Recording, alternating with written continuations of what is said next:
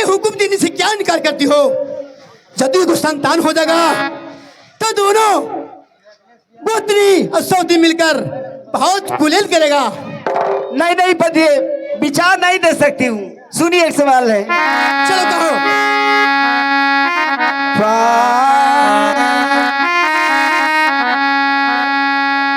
आब की समात के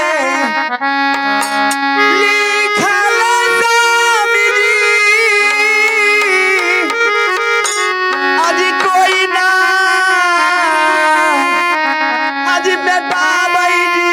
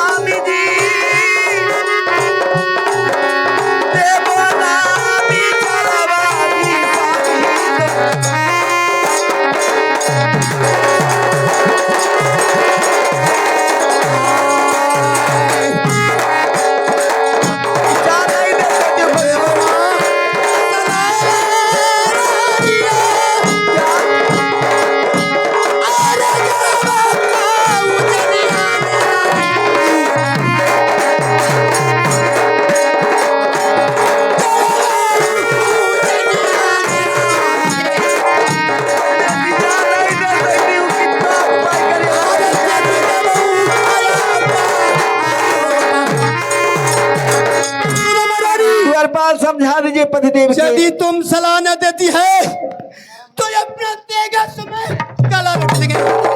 नहीं नहीं पतिदेव, इस समय तेगा से अपना प्राण मत हती।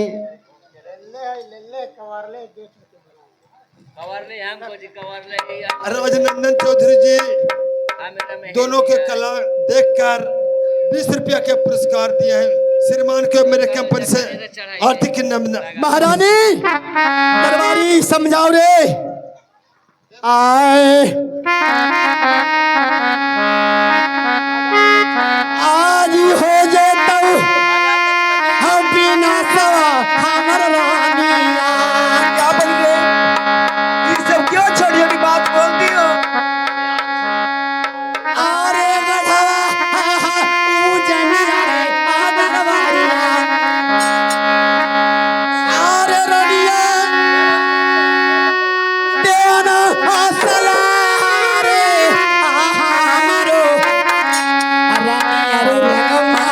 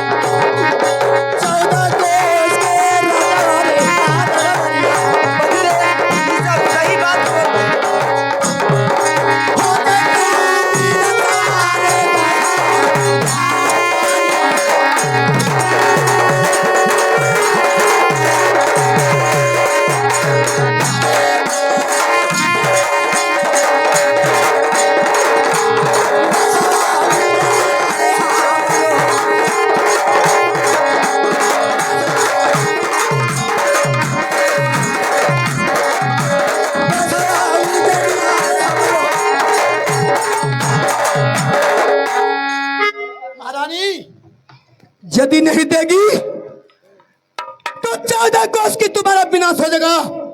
कोई संतान नहीं रहेगा, खून भुगवैया होगा। मैं वादा करता हूं यदि सलाह न देती है तो अपना प्राण गमा देंगे।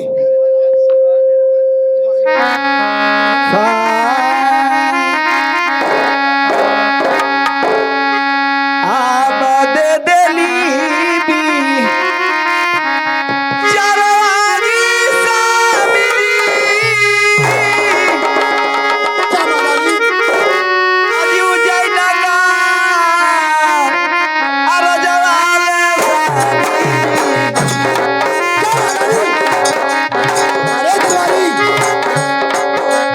क्या सलाह देती हो? खुशी के दिन में क्या सुनाई? तुम्हें सलाह मिला है क्या? क्या महारानी?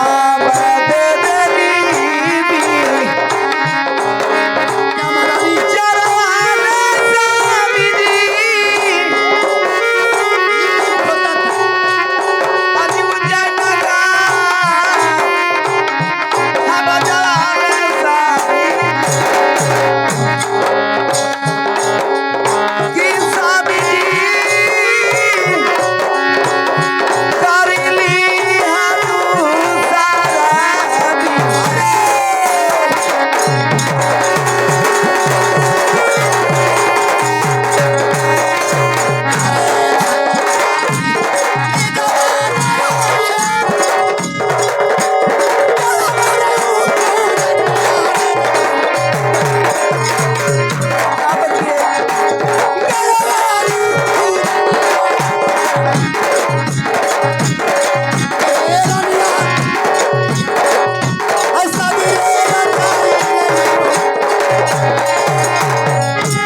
तुम फिर इधर रखो रानी।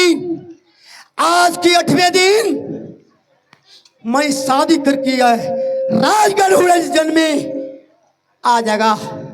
चलो जाओ दरबारी। लेकिन सुनिए, एक सवाल है पतिदेव। कहो रानी, क्या कहना तुम्हारा है? शादी करना, लेकिन बहुत गरीब से गरीब घर के लड़की से। दरबारी ये बताओ रे दरबारी, सुनो, तू रानी की कहना सत्य है। जैसी कि राजा के घर की लड़की है, यदि राजा को लड़की के लाएंगे तो उसको मान बंद तो नहीं होगा। ये कहता इसलिए कि जितना गरीब की लड़की रहेगा आप राजा से शादी करिएगा। और क्या, खाने के अन्न नहीं, और पीने के पानी नहीं, और तन के पहनने के बस्ता नहीं। जिसको से शादी करना पतिदेव, बहुत गरीब से गरीब घर के लड़की से। सुना रानी, तुम धीरे धारा रखो। जितना गरीब घर की लड़की रहेगा उसी से शादी में रचाऊंगे। यदि नहीं राजा का रहेगा तो मैं शादी नहीं रच सकता हूँ। ठीक बात है पतिदेव। ठीक, जाओ और महल में धीरे ध्यान रखो। 8 की 8वें दिन में मैं आ रहा हूँ। चलो जाओ। कौन लगी? दरबारी, आए मालिक जी, क्या बात है? ये तो नमहासी के बात हो जते। हाँ नमाजी की बात है। नमहासी का बात यह हो जते मालिक जी, अपने के 14 कोस के राज है। आ गरीब से शादी करबू तब पर्जा जान जाता है।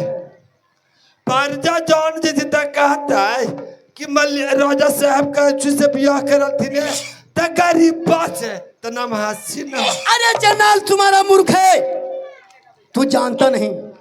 आज के दिन कोई गरीब घर की नहीं रहेगा। हाँ जानता है जी। वो तो उनको कहना सत्य है कि जितना गरीब घर की लड़की रहेगा जी उसी रहे। तो जी। मेरा कहना सत्य है कि हाँ, जितना गरीब घर की लड़की रहेगा जी हाँ उसी से मैं शादी रचाएंगे। जी हाँ। तब पागल है। तब वो यदि हम कह देते तो मेरा सलाह नहीं मिलता। सलाह न वो जता हमाने दोनों तुम्हारा लूर नहीं ना है। हमारे दोनों मालिक जी बतिया। ये बताओ आप क्या करना है?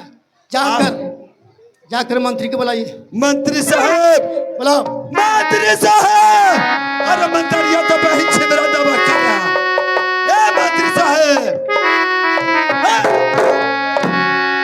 मंत्री साहब, बात यह है कि राजा साहब का हुक्म है कि जितना जल्दी मंत्री साहब को बुला के ले आइए और राजा के आगे कार्यक्रम बढ़ेगा। ठीक है, चलो इस समय महाराज से मैं मुलाकात करता हूँ।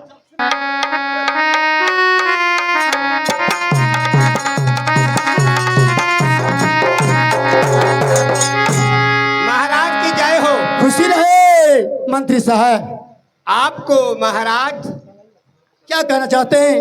महल का समाचार सुनना चाहता हूँ महाराज। क्या आपको आज्ञा क्या मिला? तो महल की समाचार सुनने चाहते हैं? हाँ महाराज। हाँ दरबारी, तू सुनेगा? सुनाइए महाराज। ठीक है, मैं सुना रहा हूँ। सुनाइए।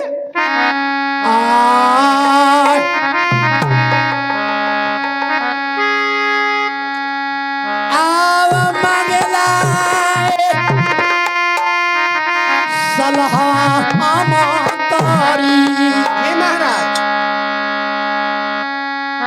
आज कैली आयु जन जी गए जी। मंत्री मिल गई असला रनिया से अच्छा महाराज। हलमा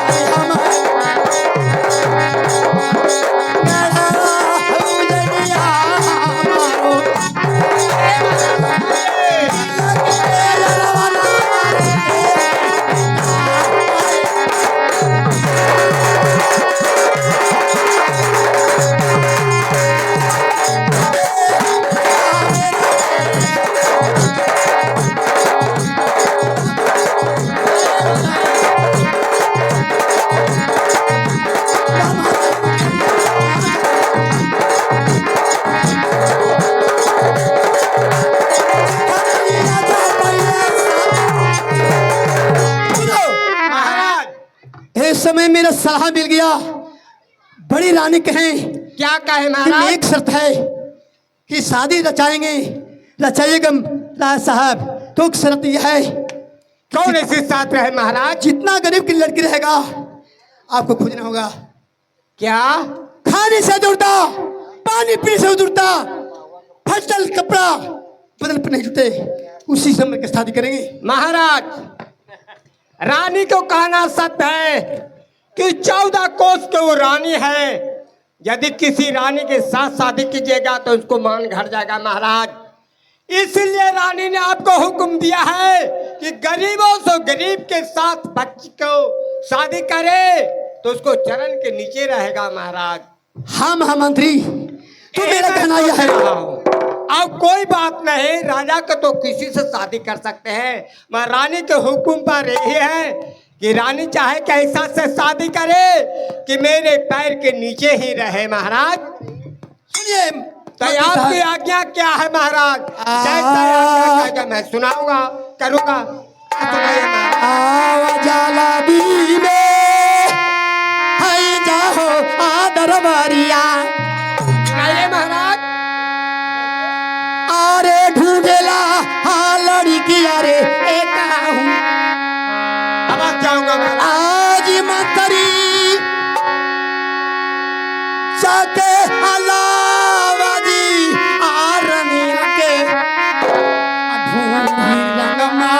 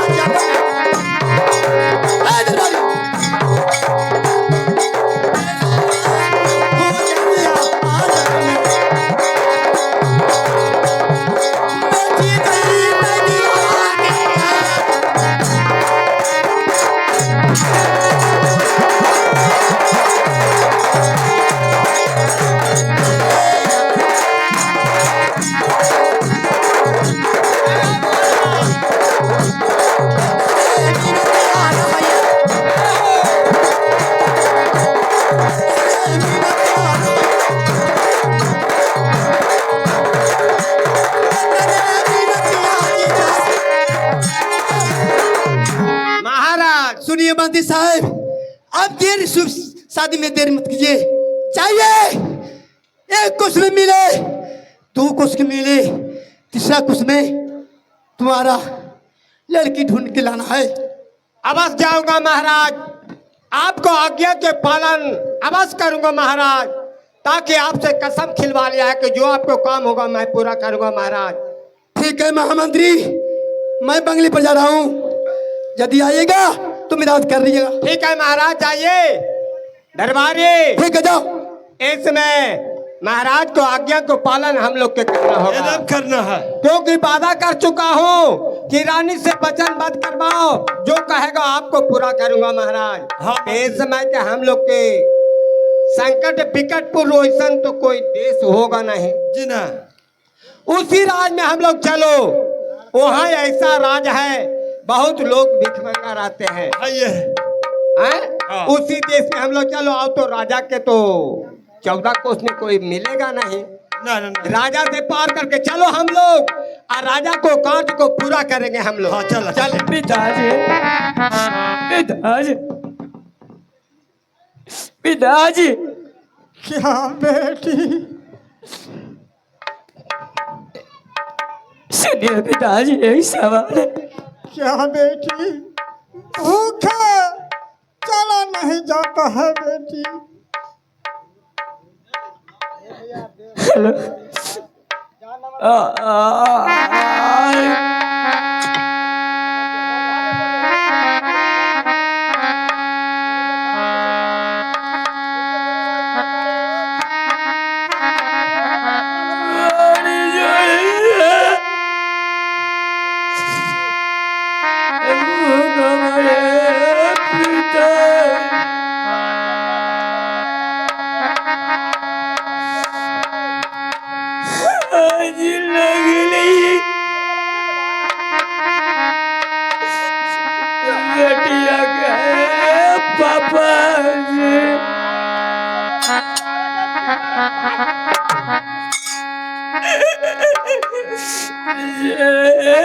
पिताजी, मैया जी करला एहू जावा समा।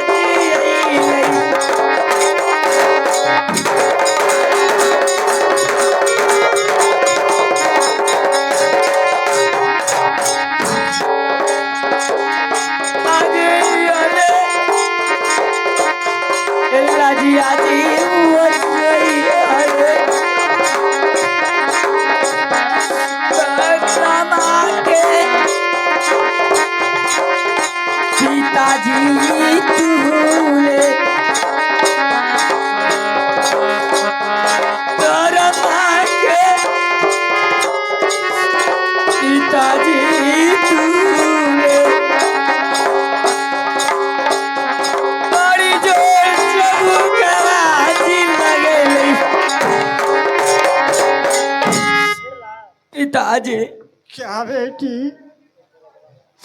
इस समय बड़ी जोर से भूख लगी है।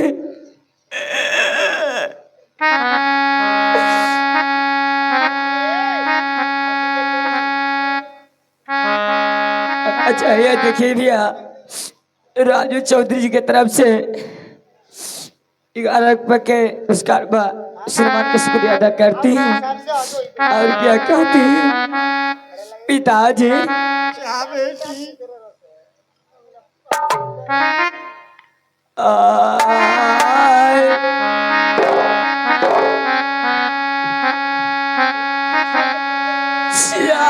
तले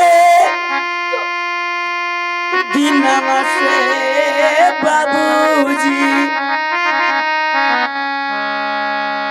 आज भूखले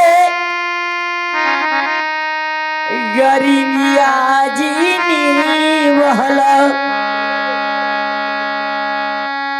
सातले दीनामा से भोजना ओ भी जावाना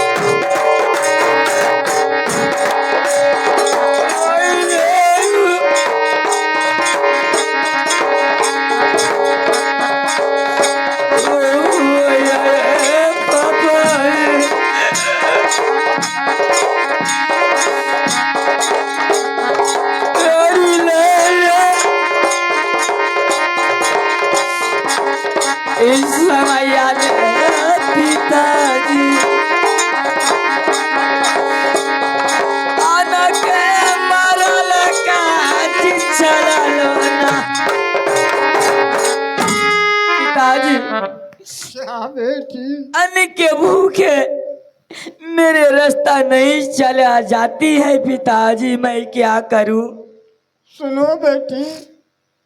हाँ अच्छा इधर देखिए, हमारे शिवो ड्राइवर जी की तरफ से 20 रुपया के 50 रुपये पुरस्कार बा, श्रीमान का शुक्रिया अदा करती हूँ।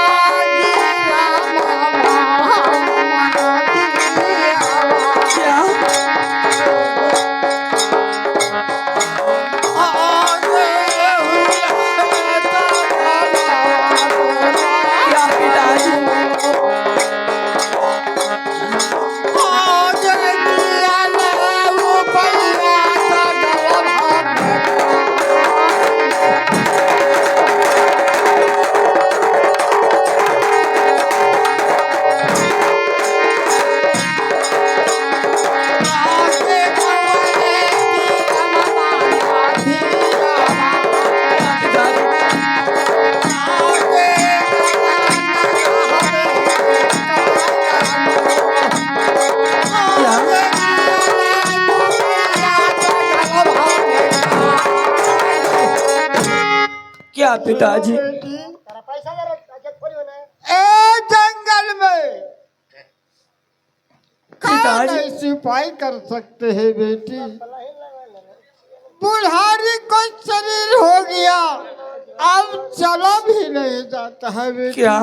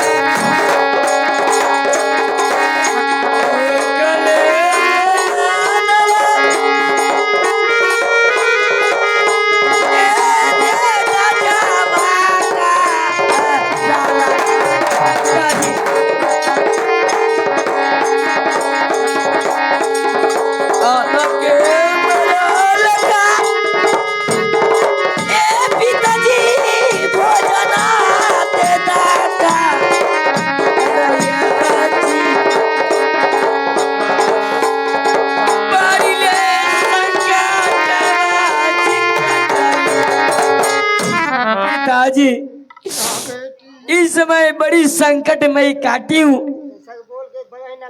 मैं क्या करूँ?